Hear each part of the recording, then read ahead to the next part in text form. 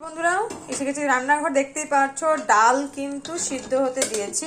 তো এখানে আছে কিন্তু মটর ডাল, আছে মুসুর ডাল। তো আজকে কিন্তু ডালটা আছে একটু অন্য ধরনের করবো, কারণ একঘেয়েমি ডাল খেতে কিন্তু আর ভালো লাগছে না। আর যেহেতু শীতের দিন, শীতের সবজি তো প্রচুর আছে, তো ভাবলাম শীতের সবজি দিয়ে আজকে একটু অন্যরকম ভাবে ডালটা করবো। চলো দেখো, এটা সিদ্ধ মোটামুটি হয়ে গেছে। না করবো, দেখো সব সবজি কিন্তু আমি এখানে সুন্দরভাবে কিন্তু ধুয়ে কিন্তু আমি কেটে নিয়েছি।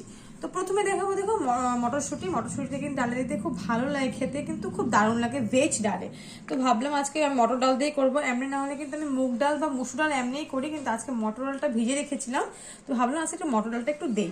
তো প্রথমে দেখো এখানে কিন্তু দেবো ডালের মধ্যে মটরশুঁটি, এখানে আছে কিন্তু কোয়াশটা কিন্তু আমাদের শরীরের জন্য খুব ভালো। তো ভাবলাম আজকে কোয়াশ দেবো। এখানে টমেটো কেটে রেখেছি, দিয়েছি কিন্তু এখানে গাজর, সাথে আছে এখানে শিম। এই লাল শিমটা কিন্তু বাজারে এখন খুব মানে প্রচুর বার হয়। তো আমার রান্নাঘরে কিন্তু এই আজকে প্রথম আসলো এই লাল সিমটা। মানে বড় যেগুলো সিম হয়, সবুজ সিমগুলো খাওয়া হয়েছে, কিন্তু এই সিমটাতে কিন্তু প্রচুর পরিমাণে ভিটামিন আছে। তো দেখো এইটা, আরেকটা আছে ছোট ছোট সিম, এই একই ধরনের লাল লাল রঙের হয় সিমটা, সেটা খেতেও কিন্তু বন্ধুরা খুব দারুণ লাগে।